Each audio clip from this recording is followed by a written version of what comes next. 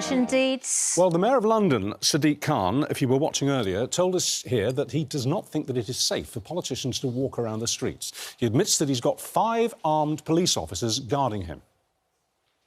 I've got, outside this studio, 5 police officers, all armed, keeping me safe because of threats to my life. I think words have consequences. You know, when you're on the dispatch box in the House of Commons, when you're the Prime Minister, and you are normalising conspiracy theories, not only are you distracting from serious allegations of you yourself breaking the law with bring your own booze, but also you are normalising far-right theories. So that was Sadiq Khan talking to us earlier. We're joined now by the Health Minister, Edward Argar. Very good morning to you. Morning. So Sadiq Khan, the Mayor of London, was responding to my question, which is, in the wake of what happened to Sir Keir Starmer, is it safe for politicians to walk the streets of London? He said very clearly no, and then went on to say that words have consequences. Do you feel safe walking the streets around Westminster? I do, but we've all seen, you heard what Sadiq said this morning. We saw what happened with Keir. We've also seen in recent years what happened to Michael Gove, but also what happened not to a politician, but to Nick Watt, a journalist doing his job when people decided to go for him. It's unacceptable. It shouldn't happen. One of the strengths of our democracy is it's a very open democracy. But sadly, there are some in society who think it is acceptable, and it isn't. Therefore, isn't the responsibility on every politician not to give encouragement or to incite people who might be minded to harass and abuse politicians on the streets? And of course, we're referring to the Prime Minister Boris Johnson's attack on Keir Starmer in the House of Commons, which he had to clarify, and over which he lost one of his senior advisors. That comment about Jimmy Savile, which was described as scurrilous by one of his advisors as she left her post. I think we have to be very clear. We all need to, you and Richard will do all the time, you're on air every day, you will pick your words carefully. We all have to be mindful of the language we use. I have no doubt that when I leave the studio, when I go back, I will find on my emails threatening me, abusive emails, etc., having done a morning media round. We all need to pick our language carefully, and that's right from the top, right the way down to everyone using Twitter. So we do need to reflect carefully on the language we all use. Would you, if you'd been at the dispatch box, would you have said that? Would you have brought up the question of Jimmy Savile? Would you have thrown that at him? Well, I think what the Prime Minister has clarified what he meant. He meant, and he was very clear, he wasn't referring personally, he was referring to the office. Just as Keir rightly says he holds the Prime Minister to account as the head of the government, even where the Prime Minister's not making individual decisions.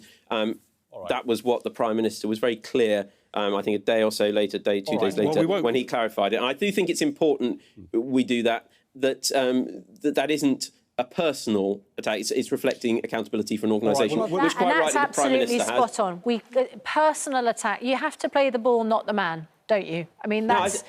No, I was very clear, you know, and I think the PM was, thanks, Susanna.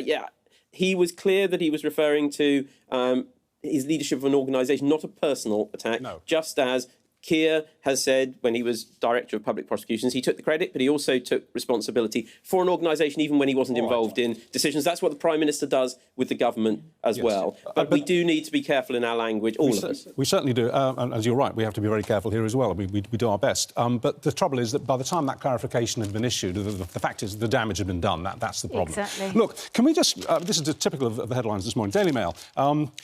Is that all we get for 12 billion, talking about the national insurance hike? How is it that even though the government is going ahead with this very controversial tax hike, waiting lists are going to go up before they go down? I mean, that's baffling. Everybody expected that the moment that had been signed off on, we'd start to see them shrink. What on earth is going on? Well, I think you had on your programme earlier Dr. Khan talking about this and saying he was surprised by the scale of it. The reality is waiting lists have gone up by about 2 million during the course of this pandemic as what was deemed non-urgent procedures or procedures that couldn't be safely done given the pandemic were postponed. But we've also got up to 8.5 million people who in normal years we would have expected to come forward, the normal flow of patients through their GP to present at hospital for either tests or treatment who haven't. So we've got to look at it in that context of there will be unmet demand out there of people who haven't yet come forward. Now, of that list at the moment, about 75% of it are people not waiting for a specific treatment, but by and large waiting for diagnostic tests. That's hugely important as well, because just as people who are waiting for treatment will be worried about their condition deteriorating or the pain they're in, if you're waiting for a diagnostic test, you will be deeply anxious because you want to know whether you've got the all clear or whether you need treatment. But they are things we can tackle swiftly through the new community diagnostic centres. But this does take time, and we were being very honest with the British people that the scale of that challenge means we can put money in, which we are doing, we can increase our workforce, which we are doing, but it does take time to get through a backlog of that scale. It's PMQs today. It's going to be another rowdy one. We had a kind of a mini reshuffle yesterday. That's been likened really to some very small deck chairs being moved around a very large deck of the Titanic. It was a bit of an attempt at another distraction, wasn't it?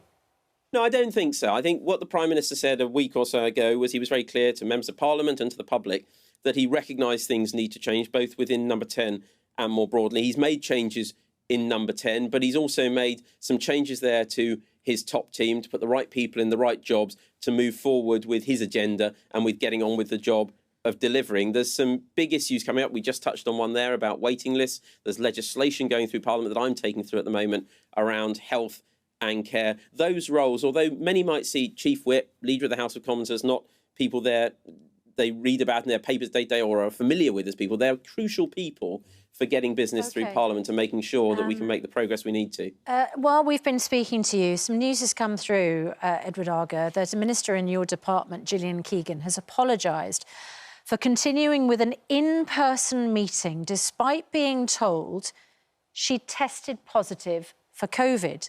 She's posted a thread on Twitter saying she took a precautionary lateral flow test ahead of a planned visit and was told she had recorded a positive result while she was listening to 3 fathers who had tragically lost their daughters to suicide. She said she told the individuals she'd tested positive and took further precautions, but continued the in-person meeting for a short period to hear their stories with their consent. There is a huge issue. Let's just put to one side the sensitivities of obviously that meeting for a moment.